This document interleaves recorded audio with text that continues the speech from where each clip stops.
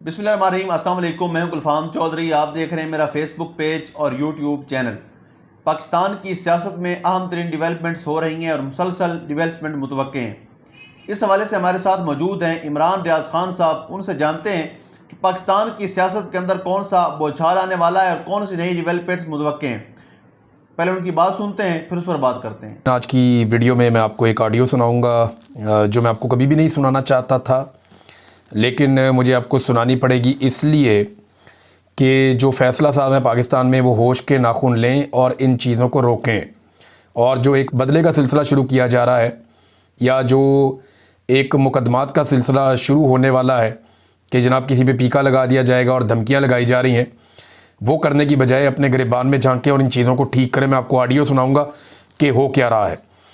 और ये ऑडियो अभी तक आपने नहीं सुनी होगी, और क्योंकि मुझे जिन्होंने भेजी उन्होंने शायद किसी और को नहीं भेजी, मेरे एक दोस्त हैं।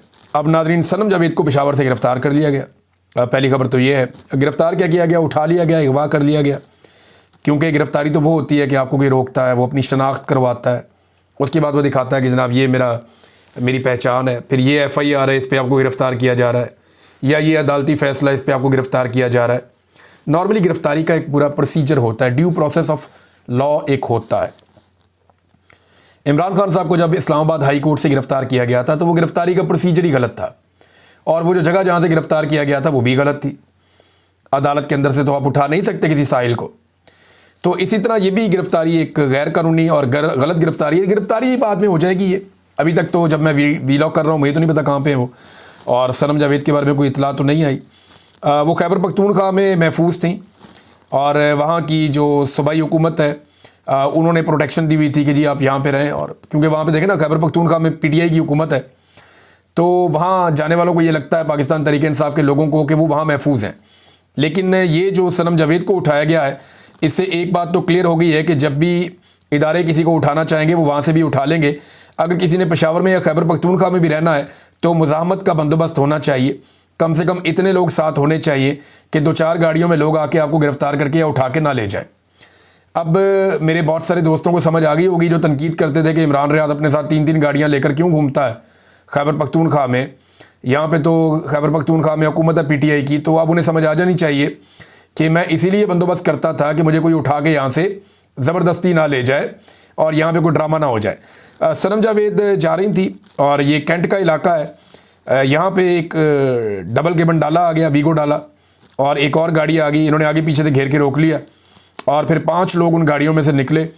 उन्होंने वहाँ से सनम जावेद को ज़बरदस्ती घसीटते हुए वो ले गए। अब ये इंतहाई सिक्योरिटी वाला इलाका है। पास ही जो है वो एहलकार खड़े हुए थे, उनमें से कोई भी आगे नहीं हुआ, किसी ने पूछा ही नहीं, बल्कि आवाज़ें भी देते रहे, कोई भी नहीं आया। और CCTV फुटेज भी नहीं आई कि कोई CCTV फुटेज जब तक सामने आ जाती कि जनाब ये CCTV फुटेज है, इसके अंदर देखा जा सकता है कि ये वाली गाड़ी आई है, ये वाली दूसरी गाड़ी आई है, ये वाले लोग आए हैं, ये सनम जावेद को उठाकर ले गए। CCTV फुटेज भी नहीं आई।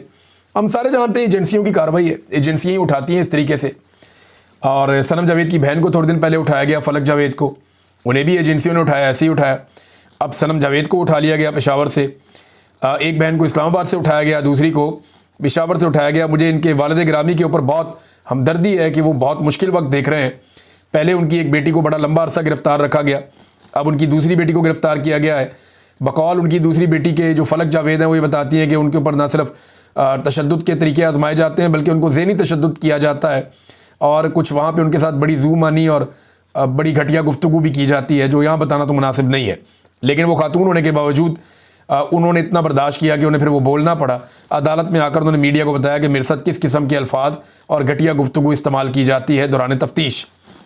अब खैबर पख्तूनख्वा के अंदर कुछ जो अली अमीन गंडापुर साहब के हमायती हैं वो सोशल मीडिया पे जश्न मना रहे हैं कि जनाब हमने सनम जावेद की अगवा की FIR दर्ज कर ली है, और साथ में हवाले ये दे रहे हैं जश्न मनाने के कि पंजाब में जब इमरान खान साहब पे गोली चली थी तो PTI की हुकूमत होने के बावजूद ये कहा जा रहा है जी तब FIR नहीं हो सकी, और देखिए हमने सनम जावेद की अगवा की FIR यहाँ पे नामालूम अफराद के ख़िलाफ़ काट दी है। तो मैं ज़रा थोड़े हक़ाइक़ बता दूँ। इमरान खान साहब पे जब गोली चली पंजाब में तो FIR दर्ज करने पे किसी को एतराज़ नहीं था। इमरान खान साहब ने कुछ जर्नैलों को नामज़द कर दिया था, जिसके ऊपर फिर पंजाब हुकूमत के कहने के बावजूद पुलिस FIR दर्ज नहीं कर रही थी, और बार बार पंजाब हुकूमत को और इमरान खान साहब को ये पैगामात भिजवाए जा रहे थे कि आप नामालूम अफराद के खिलाफ FIR दर्ज करवा लें, फौरी तौर पे दर्ज हो जाएगी और आप नामजद ना करें। फैसल नसीर साहब को नामजद किया हुआ था, कोई 1-2 लोग और थे उन्हें नामजद किया हुआ था इमरान खान साहब ने, जिस पे बड़ा एतराज़ था कि जी ये हम नहीं होने देंगे, और फिर नहीं हुई FIR। तो यहाँ पे कोई गंडापुर हुकूमत ने कोई किसी जर्नैल के ऊपर FIR नहीं की, नामालूम अफराद के खिलाफ FIR की है। और ये तो रोज़ाना की बुनियाद पे पूरे पाकिस्तान में हर जगह पे नामालूम अफराद के खिलाफ FIRs होती हैं। इसको कारनामा बता के वो क्या साबित करना चाहते हैं गंडापुर साहब के हमायती, कि कोई बहुत बड़ा उन्होंने कोई कारनामा कर दिया है। कारनामा तो वो होता कि सनम जावेद को वज़ीर आला हाउस के करीब से उठाकर ले गए तो गंडापुर साहब उनको वापस बाजियाब करवा लेते और पूरे पेशावर को जैम कर देते, हर चीज़ को बंद कर देते, दाखिली खारजी रास्ते सब बंद कर देते और फिर तफ्तीश करते, ढूंढते, CCTV फुटेज को देखते और इस बात को सीरियस ले लेते। लेकिन ऐसा लगता है कि FIR दर्ज करके जो है वो गोंगलुओं से मट्टी झाड़ दी गई है। बहरहाल अब ये दोनों बहनें जो हैं वो पंजाब में पहुंचा दी जाएंगी। गालिबन जो सनम जावेद हैं उन पे क्योंकि एक सज़ा उन्हें हो चुकी है 9 मई के मामले में, तो उसमें उनको डाल दिया जाएगा। जबकि जो दूसरी बहन है उस जज साहब जो है उसका रिमांड पे रिमांड दे रहे हैं। नाज़रीन, पाकिस्तान के DGISI आसिम मलिक साहब को बतौर DGISI काम जारी रखने की हदायत कर दी गई है। सादा लफ्ज़ों में ये है कि उन्हें एक्सटेंशन मिल गई है, यानी इनकी जगह कोई और ऑफिसर इस काबिल नहीं था कि जिम्मेदारी अदा कर सके, या कम अज़ कम फील्ड मार्शल आसिम मुनीर साहब की नज़र में अब वो किसी और को इस काबिल नहीं समझते, उन्होंने इन्हीं को कंटिन्यू करवा दिया है। देखिए कि वजह एक ये भी बताई जा रही है कि हालात बहुत मुश्किल हैं, पाकिस्तान के अंदर भी दहशतगर्दी है, जबकि भारत भी दोबारा हमला कर सकता है, लिहाजा ताहुकुम सानी वो अपना काम जारी रखेंगे। अब मैं आपको एक चीज़ याद दिलाता हूँ, जब इमरान खान साहब की हुकूमत थी ना तो उस वक्त फैज़ हमीद को तब्दील करने का फ़ैसला किया गया और जनरल बाजवा ने फैसला किया कि वो जनरल नदीम अंजुम को लाएंगे। बाद में जनरल बाजवा ये भी कहते रहे कि जनरल नदीम अंजुम को लाना उनकी एक बहुत बड़ी गलती साबित हुई, लेकिन चले फैसला हो गया कि नदीम अंजुम साहब को लेकर आएंगे और जनरल फैज़ हमीद को हटा देंगे। तो इमरान खान साहब ने कहा कि हालात ऐसे हैं, खित्ते में बहुत बड़ा गेम चेंजर हो रहा है, अमेरिका यहाँ से निकल कर जा रहा है। एक इनखला की सिचुएशन के बाद यहाँ पे अफ़गानिस्तान की पॉलिसी के हवाले से हमें एक DGISI को थोड़ा अरसा और कंटिन्यू करवाना चाहिए।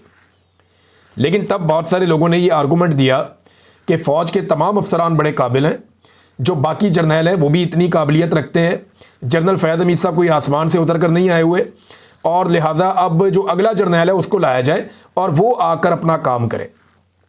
ये उस वक्त आर्गूमेंट आ रहा था। लेकिन अब वो लोग ये कह रहे हैं कि जी हालात बहुत ख़राब हैं, लिहाजा जनरल साहब को कंटिन्यू करना पड़ेगा DGISI के तौर पे। तो ये इनके मौक़िफ़ बदलते रहते हैं। एक्चुअली होता क्या है कि मौक़िफ़ वही होता है जो आर्मी चीफ़ का मौक़िफ़ होता है। आर्मी चीफ़ को जो सूट करता है एक्चुअली वही मीडिया का मौक़िफ़ बन जाता है, पाकिस्तान में जो टाउट्स हैं उनका वो मौक़िफ़ बन जाता है और वही इदारे का मौक़िफ़ भी बन जाता है। जब आर्मी चीफ़ ये चाहे कि एक नया DGISI लाना है तो फिर सारे जर्नैल काबिल हो जाते हैं और किसी को भी ला के बनाया जा सकता है।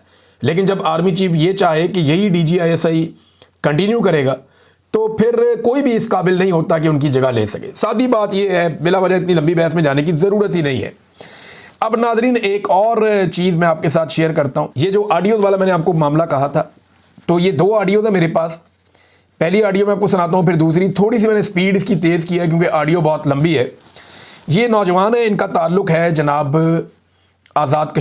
जी बिल्कुल, जिस तरह से आपने सुना, इमरान रियाज खान साहब ने पाकिस्तान की सियासत में अहम तरीन डेवलपमेंट्स हमारे सामने रखी और उन्होंने बताया कि पाकिस्तान की सियासत में कितनी बड़ी तब्दीलियाँ मज़ीद मुतवक्के हैं। यानी इस वक्त पाकिस्तान की सियासत इंतहाई मुतनाज़ बनी हुई है और सियासत से ज़्यादा मामलात अदालतों के अंदर चले गए हैं। लेकिन इस सूरत हाल के अंदर फिर भी अगर ये सियासतदान इकट्ठे होकर बैठें और पाकिस्तान के अंदर जमहूरियत की बहाली के लिए कोशिश करें तो कोई ना कोई मुतवाज़िन रास्ता निकल सकता है। अल्लाह पाक वतन अजीज़ का हामी और नासिर हो। पाकिस्तान जिंदाबाद।